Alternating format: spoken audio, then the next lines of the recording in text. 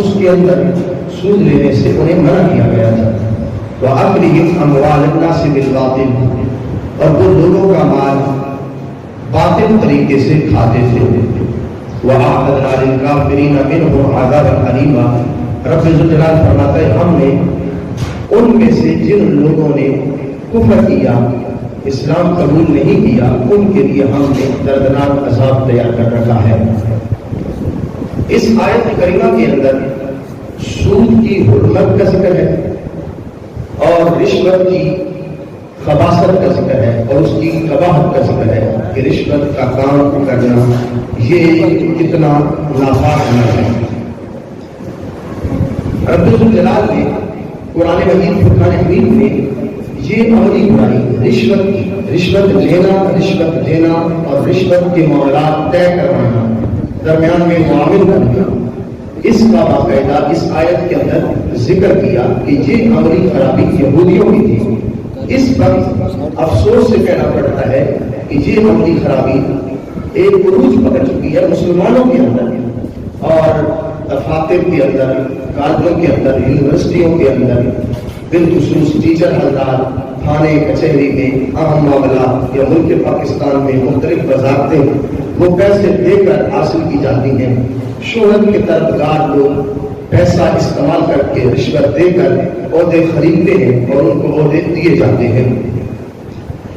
نبی اکرم نور المجسم شفیع مقدم صلی اللہ علیہ وسلم کا فرمان ہے، حضرت ثوبان رضی اللہ عنہ کہتے ہیں رسول اکرم صلی اللہ علیہ وسلم نے فرمایا کہ لعنت ہو اس شخص پر جو رشوت دیتا ہے، لعنت ہو اس شخص پر جو رشوت لیتا ہے، اور اس شخص پر بھی لعنت ہو جو لین دین کے درمیان معاملات طے کرواتا ہے، درمیان میں آپ کے معاون بنتا ہے.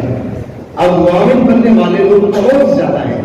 لینا دینا یہ تو دو آدمیوں کے درمیان ہوتا ہے، وہ لعنت کے مستحق ہے ہی، اس میں کوئی شک نہیں ہے، لیکن درمیان میں دو بندے جو بہت زیادہ تعداد کے اندر موجود ہیں، جو رشوت دینے والے اور لینے والے کے درمیان معاملات طے کرواتے ہیں. تو رسول اکرم صلی اللہ علیہ وسلم نے لینے والے پر، دینے والے پر اور درمیان میں جو معاملات طے کرواتا ہے ان پر لعنت فرمائی ہے. ایسے ہی حضرت عمر بن عاص رضی اللہ تعالیٰ عنہ، آپ حدیث پاک کے راوی ہیں، آپ خود کہتے ہیں میں نے نبی کریم علیہ السلام تسلیم سے اپنے کانوں سے سنا ہے، سرکار علیہ السلام تسلیم نے فرمایا ما من قوم یظہر فیہم الزنا، جس قوم کے اندر زنا ظاہر ہوتا ہے، اعلانیہ ہوتا ہے، جس قوم کے اندر زنا کی بیماری عام ہو جاتی ہے، اعلانیہ طور پر زنا کا ارتکاب کیا جاتا ہے، الا اخذوا بالصلاۃ، وہ قوم قحط میں گرفتار ہو جاتی ہے، قحط میں اس قوم کو گرفتار کر دیا جاتا ہے. آج ہر شخص یہ رونا رو رہا ہے کہ بھوک ہے، مہنگائی ہے، عام بندے کے بس میں نہیں ہے کہ 2 ٹائم کی روٹی کھا سکے، اور جو وزارتوں پر ہیں، جو MLAs ہیں، جو MPAs ہیں، وہ بھی یہی باتیں کر رہے ہیں کہ اس حکمران نے، اس وزیر اعظم نے لوگوں کے منہ سے لقمے چھین لیے ہیں، روٹی چھین لی ہے، کہ اتنا ظالم حکمران ہے. پہلے یہ دیکھو وجہ کیا ہے. وجہ یہ ہے کہ اعلانیہ طور پر جب زنا عام ہو رہا ہے، اس کے سینٹر بن چکے ہیں، اور شہروں میں، دیہاتوں کے اندر بہت ساری ایسی جگہ ہیں جہاں پر معاذ اللہ زنا کا ارتکاب کیا جاتا ہے اور اعلانیہ زنا ہوتا ہے، اعلانیہ بدکاری ہوتی ہے. بالخصوص آپ دیکھ رہے ہیں کہ ملک پاکستان کے اندر جو عورت مارچ ہے اس کے لیے لائسنس جاری کر دیے جاتے ہیں، اس کو پروٹوکول کیا جاتا ہے، خواتین کو اعلانیہ برائی کرنے کا معاذ اللہ رسموں پہ انہیں موقع فراہم کیا جاتا ہے. یہ وہ چیزیں ہیں جس کی وجہ سے غربت آ رہی ہے، یہ وہ چیزیں ہیں جن کی وجہ سے مہنگائی بڑھ رہی ہے، یہ وہ چیزیں ہیں جس کی وجہ سے لوگ قحط میں گرفتار ہو رہے ہیں.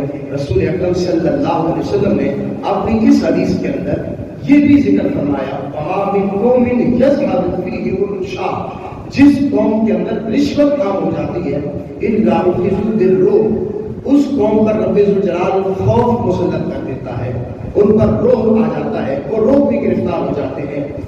کہ جن لوگوں کے اندر رشوت عام ہوئی، جنہوں نے عہدے بیچے، جنہوں نے عہدے دیے، وہ لوگ عہدہ دینے والے، رشوت کا عہدہ بیچنے والے، وہ آج امریکہ سے ڈر رہے ہیں، آج اسرائیل سے ڈر رہے ہیں، آج اپنے دشمن سے ڈر رہے ہیں. غیر مسلم قوتیں انہیں کہتی ہیں فیصلہ اس طرح کا ورنہ تو پکڑے جاؤ گے. فیصلہ اس طرح کرو ورنہ ہم تمہارا سارا ڈیٹا کھول کے رکھ دیں گے. تو نبی کریم صلی اللہ علیہ وسلم نے اپنی ایک حدیث کے اندر ان برائیوں کا ذکر کیا. فرمایا جس قوم کے اندر زنا ظاہر ہوگا، اعلانیہ ہوگا، فرمایا وہ قوم قحط کے اندر گرفتار ہو جائے گی، ان کے اندر بھوک آ جائے گی، بھوک مسلط کر دی جائے گی. ان لوگوں کی پہنچ سے یہ چیزیں خریدنا وہ دور ہو جائیں گی، وہ چیزیں نہیں خرید سکیں گے. ایسے ہی سرکار نے فرمایا جس قوم کے اندر رشوت عام ہو جاتی ہے، رب ذوالجلال ان پر روب مسلط کر دیتا ہے، خوف مسلط کر دیتا ہے. آج اپنی قوموں کا حال دیکھیں، رشوت جس طرح بڑھ رہی ہے، لوگ تھانے سے ڈر رہے ہیں، کچہری سے ڈر رہے ہیں، عدالتوں سے ڈر رہے ہیں، حکمرانوں سے ڈر رہے ہیں، اور پھر اتنا روب مسلط کر دیا جاتا ہے کہ کورونا کے موسم کے اندر پھر نماز بھی حکمرانوں کے خوف کی وجہ سے ادا نہیں ہوتی. اس کے پیچھے کون سی قوتیں ہیں؟ وہ یہودیوں کی قوتیں ہیں، غیر مسلم دشمنوں کی قوتیں ہیں. ان کے کہنے پر مساجد خالی کرا دی گئی، ان کے کہنے پر مدارس خالی کرا دیے گئے. وجہ کیا ہے؟ جب رشوت عام ہو گئی، ہر شعبے کے اندر لوگوں نے رشوت لینا دینا اس کو جائز سمجھ لیا، تو پھر رب ذوالجلال نے ایسی قوموں پر خوف مسلط کر دیا. نبی اکرم نور مجسم شفیع مقدم صلی اللہ علیہ وسلم کی سیرت کے اندر اور آپ کے اصحاب علیہ رضوان کی سیرت کے اندر اس طرح رہنمائی موجود ہے کہ انسان اگر خلفائے راشدین کی سیرت پر غور کر لے تو انسان کی سیرت درست ہو سکتی ہے. نبی کریم علیہ الصلوۃ والتسلیم نے ارشاد فرمایا علیکم بسنتی وسنت الخلفاء الراشدین، تم پر میری سنت لازم ہے اور میرے خلفاء کی سنت لازم ہے. امیر المومنین سیدنا عمر بن خطاب رضی اللہ تعالیٰ عنہ کا زمانہ تھا. آپ نے حضرت ابو موسیٰ اشعری رضی اللہ تعالیٰ عنہ کو حکم دیا کہ تم نے جس کو جو دیا ہے، جو لیا ہے جس سے، اس کی ایک فہرست بنا کر مجھے پیش کرو. لین دین کے جتنے معاملات ہیں اس کو ایک مرتب صورت میں میرے سامنے پیش کرو، ایک فہرست بنا کر، ایک تحریر بنا کر میرے سامنے پیش کرو. آپ نے اپنے کاتب کو حکم دیا کہ فوری طور پر ایک فہرست مرتب کی جائے، امیر المومنین کو پیش کرنی ہے. جو چیز جس سے خریدی ہے وہ بھی لکھو، اور جو جس کو دی ہے وہ ساری معلومات ساری اس تحریر کے اندر جمع کرو. امیر المومنین سیدنا عمر بن خطاب نے جب حکم دیا تو ابو موسیٰ اشعری نے اپنے کاتب کو حکم دیا. اس کو لکھنے میں اتنی مہارت تھی. وہ شخص نصرانی کاتب تھا، عیسائی تھا. اس نے لکھتے ہوئے بڑی مہارت کے ساتھ بڑے خوبصورت انداز میں عمدہ تحریر تیار کر کے امیر المومنین سیدنا عمر بن خطاب کے سامنے پیش کر دیا. آپ اس وقت مسجد کے اندر موجود تھے. وہ نصرانی کاتب واحد تھا. حضرت ابو موسیٰ اشعری آپ امیر المومنین سیدنا عمر بن خطاب کے پاس کھڑے ہیں، اور اس وقت حضرت عمر رضی اللہ تعالیٰ عنہ آپ نے یہ حکم دیا کہ جلدی کرو، مجھے وہ تحریری صورت کے اندر سارا ریکارڈ چاہیے. جب ریکارڈ پیش کیا گیا تو حضرت عمر بن خطاب رضی اللہ تعالیٰ عنہ آپ نے تحریر کو پڑھا تو تحریر پسند آئی کہ بڑے عمدہ اور خوبصورت انداز کے اندر چیزیں لکھی گئی ہیں. تحریر بنانا یہ بھی ایک کام ہے.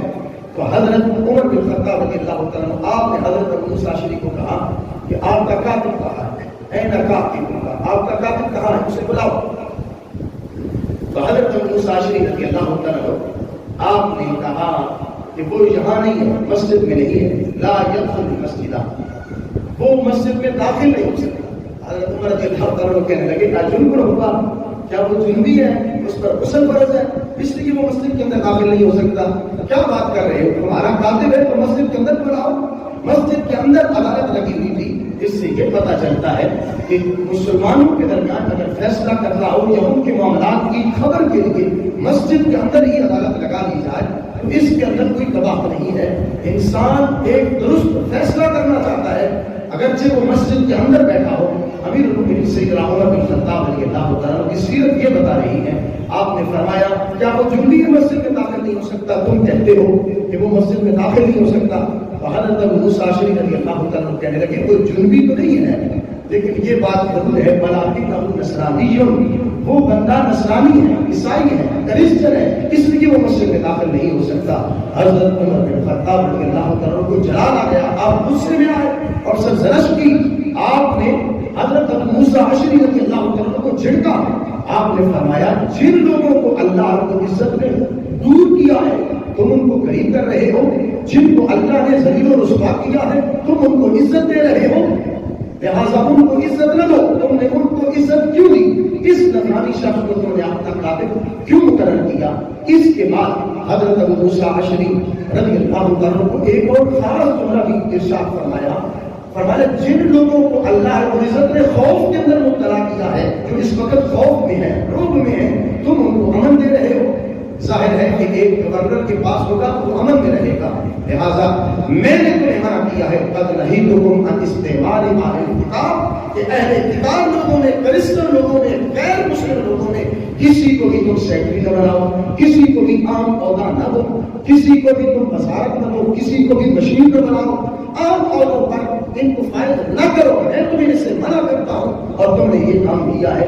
دیکھیں حضرت عمر بن خطاب رضی اللہ تعالیٰ کا قانون کیا کہتا ہے، آخر میں جو بات بیان کی وہ کتنی خوبصورت بات ہے۔ آپ نے فرمایا جس بندے کو تم نے اپنا کاتب بنایا ہے، سیکرٹری بنایا ہے، جو تمہارے معاملات دیکھتا ہے، جس کو تم حکم دیتے ہو، فرمایا یہ کاتب درست نہیں ہے، اس لیے کہ یہ نصرانی ہے، یہ غیر مسلم ہے، یہ اہل کتاب ہے، ان کو کسی صورت میں بھی اپنا مشیر نہیں بنایا جا سکتا، اس لیے کہ ان کے اندر خامی یہ ہے انہم یستحلون الرشوہ، یہ رشوت کو حلال سمجھتے ہیں۔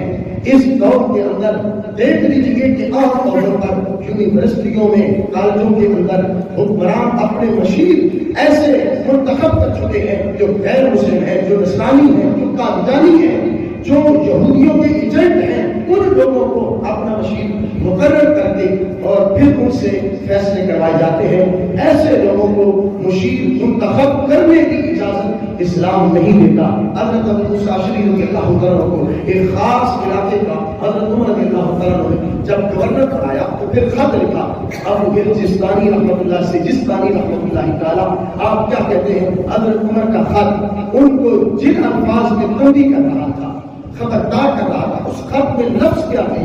خط میں یہ لفظ موجود تھے کہ ابو موسیٰ اشعری تم نے نہ کوئی چیز ان لوگوں سے لینی ہے، نہ خریدنی ہے، نہ ان کو بیچنی ہے، اور نہ ہی تم نے ان لوگوں کے ساتھ بدسلوکی کرنی ہے، اور نہ ہی رشوت لے کر ان لوگوں کے درمیان فیصلہ کرنا ہے۔ جب تم دو بندوں کے درمیان فیصلہ کرنے لگو تو اس وقت غصے کی حالت میں فیصلہ نہیں کرنا، رشوت لے کر ان لوگوں کے درمیان فیصلہ نہیں کرنا۔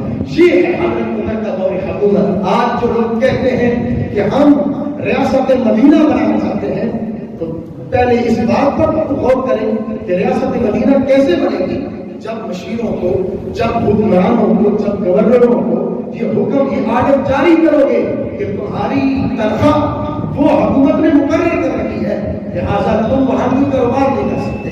آج تو جن لوگوں کو گورنر بنایا جاتا ہے، لوگوں کے عام امور جن کے سپورٹ کیے جاتے ہیں، پھر حالت جو ہوتی ہے کہ وہ باہر جا کے اپنا کاروبار بھی کرتے ہیں، پھر اپنے پلازے بھی بناتے ہیں، پھر ان ممالک کے اندر اپنی ان کی جائیدادیں ہیں۔ یہ آخر نوبت کیوں پیش آتی ہے؟ ایک حکمران اوپر ڈھیلا ہو، اس کے فیصلے درست نہ ہو تو پھر نیچے حکمران، چھوٹے حکمران اپنی مرضی سے اپنے فیصلے کرتے ہیں۔ شریعت مطہرہ کی روشنی میں اگر فیصلے ہوں گے تو پھر یقیناً رشوت کا بازار گرم نہیں ہوگا۔ آج رشوت پر لوگ بڑے سادہ انداز میں پوچھتے ہیں، مولوی صاحب کیا میں اپنے بیٹے کو جاب لگوا سکتا ہوں؟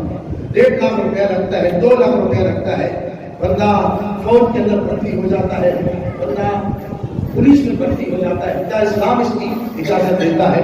ہرگز اسلام اس کی اجازت نہیں دیتا۔ اگر کسی شخص نے رشوت لے کر اپنے بیٹے کو بھرتی کروایا اور اسے جاب لے کر دی، ساری زندگی کے لیے جو کچھ کھائے گا حرام کھائے گا، کیونکہ اس نے اپنی سارے رزق کی بنیاد، کاروبار کی بنیاد حرام پر رکھی ہے، اس لیے اسلام اس کی اجازت نہیں دیتا۔ اور لوگ پھر اسی حرام مال پر تفاخر میں مبتلا ہوتے ہیں، تکبر میں مبتلا ہوتے ہیں، لوگ اسی حرام سے پھر کوٹیاں بناتے ہیں، بنگلے بناتے ہیں، گاڑیاں خریدتے ہیں رشوت کی بنیاد پر۔